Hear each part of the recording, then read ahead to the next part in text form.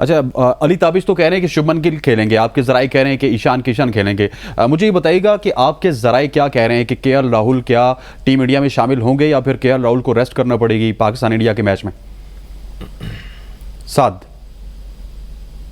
देखिए, आज भी अगर हम प्रैक्टिस की बात करें तो आज भी इंडियन टीम की जो टीम थी उन्होंने ऑप्शनल प्रैक्टिस की, 7 खिलाड़ियों ने प्रैक्टिस की। और आज भी कल भी और आज भी केएल राहुल ने तकरीबन आज भी मैंने जो पूछा तो बताया कि तकरीबन 10 से 12 आवर उसको प्रैक्टिस करवाएगी। तो केएल राहुल एक सीनियर प्लेयर है।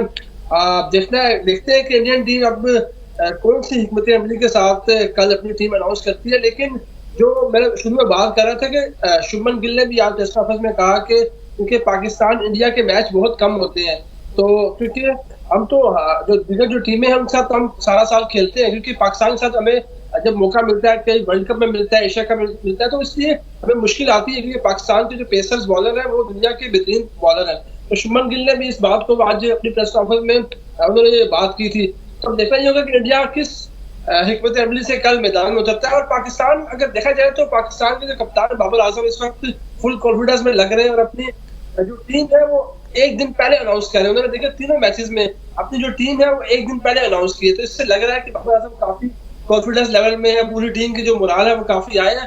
तो कल का जो मैच है इंशाल्लाह अच्छा होता नजर आएगा और पाकिस्तान जीतेगा। दूसरी बात अगर मैं यहाँ पे करूँ, जो फहीम अशरफ की जो लोग अक्सर बात कर रहे थे कि फहीम अशरफ के लिए ये डू एंड डाई मैच है, कल उनको परफॉर्म करना होगा, तो मेरे ख्याल में से नवाज के साथ उनका कंपैरिजन करना थोड़ा सा मुश्किल होगा, क्योंकि नवाज अगर आप देखें वर्ल्ड कप में अगर नवाज जाते हैं, क्योंकि लेफ्ट हैंड स्पिनर पाकिस्तान को जरूरत पड़ सकता है, तो फहीम मुझे लग रहा है कि हमारे जराये बता रहे हैं कि वर्ल्ड कप में उनके चांस बहुत कम नजर आ रहे हैं। अगर वो कल बेशक परफॉर्म कर भी दें तो मुश्किल दिखाई दे रहा है। ठीक हो गया, ये बड़ा वैलिड पॉइंट है कि फहीम अशरफ अगर आपकी कंसिडरेशन में नहीं है वर्ल्ड कप के लिए, तो फिर बारहा उनको चांस देना कहाँ की तुक है। नवाज हैं, वसीम जूनियर हैं, अगर आपने फास्ट बॉलिंग ऑलराउंडर को ही आजमाना है तो वसीम जूनियर को आजमा लें। बिल्कुल, आपने स्क्वाड के साथ रखा हुआ इनको। और उसके बाद फिर हसनैन सस्पेंड हुए थे, वो भी थे उस टाइम, नीदरलैंड हॉलैंड में टीम गई हुई थी, वहाँ पर वसीम जूनियर को खिलाए थे 1-2 मैचेस। फिर आपने 1 साल बिल्कुल गायब कर दिया बॉलर को। तो वापस इंजर हो गए, आई थिंक सुना है वापस से, अभी लीग वगैरह खेल रहे थे वहाँ पर, इंग्लैंड में भी खेलने गए हुए थे वहाँ पर। मगर वसीम जूनियर को कैरी आपने किया हुआ तो खिलाए उनको मैचेस, और एकदम से आपने लाके डायरेक्ट मैच जो है वो बांग्लादेश के अगेंस्ट फहीम को खिला दिया।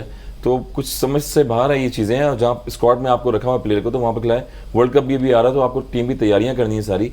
और जिस तरह से 3 बॉलर आपकी जो है अटैकिंग बॉलिंग कर रहे हैं, इन केस नसीम शाह कोई इंजरी हो जाती है अभी आगे पीछे, तो आपको रिप्लेसमेंट पे एक बैकअप पे प्लेयर एक तैयार होना चाहिए और बॉलर ऑलराउंडर कि जहाँ पर आपको खिला सकें। तो ये इंपॉर्टेंट चीज़ है। और अगेन अपनी स्ट्रेंथ बना के रखें बॉलिंग में, बैटिंग में भी। ज़रूरी नहीं है कि रियाब से अभी शाहिन शाह भी आए हैं, उसके बाद कंसेक्यूटिव जो जोर लगा रहे हैं बॉलिंग में हारिस रऊफ भी हैं। तो फास्ट बॉलर को आपको पता है कि थोड़ी सी इंजरी हो जाए तो प्रॉब्लम हो सकती है, उसकी रिप्लेसमेंट पे आप रखें और बैकअप पे प्लान रखें अपने बॉलर का। आपने टीम 48 घंटे पहले बना दी, 48 घंटे पहले टीम अनाउंस होगी तो फिर अपोनेंट आपका जो भी होगा, इंडिया जैसा अपोनेंट होगा तो वो आपके एक एक प्लेयर के ऊपर वर्कआउट करके आएंगे।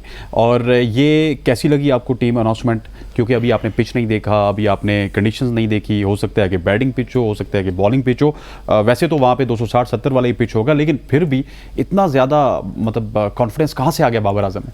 आई थिंक ये टीम मैनेजमेंट का भी कॉन्फिडेंस है, कोचिंग स्टाफ का भी कॉन्फिडेंस है, एक स्ट्रैटेजी है जिसके ऊपर पाकिस्तान कुछ अरसे से खेल रहा है। एक कमाल बात इस सब में जो है ना, आई थिंक प्रिलिमिनरी स्क्वाड 5 सितंबर तक देना था, दे दिया, 7 सितंबर तक देना शायद, लेकिन 27 सितंबर तक आप उसमें विदाउट एनी अप्रूवल चेंजेस भी कर सकते हो।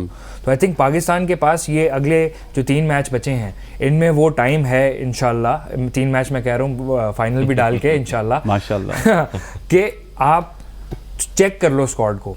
जो पिचेस इस टाइम श्रीलंका में हैं वो इतनी स्पिनिंग नहीं है, स्पिनर को, अच्छे स्पिनर को सपोर्ट ज़रूर करती हैं, लेकिन मेजरली स्पिनिंग पिचेस नहीं है, एक्स्ट्रा पेसर की ज़रूरत है टीम में। और आज मैं साइमन डुअल की कमेंट्री भी सुन रहा था, he is supposed to be said to be the expert of Indian pitches, because India के साथ बहुत सारी कमेंट्री कर रहे हैं, वो आईपीएल में भी करते हैं। तो वो ये कह रहे थे कि इंडिया की पिचेस बहुत चेंज हो गई हैं, जो पहले होती थी अब से। कोलकाता की जो पिच है, it is considered one of the quickest pitches in the world right now. उससे उसका मतलब ये है कि आपका जो क्विक बॉलर है ना, स्किडी बॉलर है। फॉर एग्जांपल उनकी बातें सुनकर तो मुझे लग रहा था कि maybe we need Hasan Ali back in the team.